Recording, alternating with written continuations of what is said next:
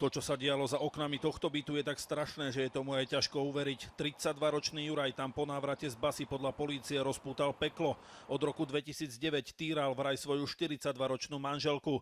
Mal ho údajne opakovane biť, kopať do rôznych častí tela, vyhrážať sa jej zabitím, zamykať ju v byte a brániť jej telefonovať.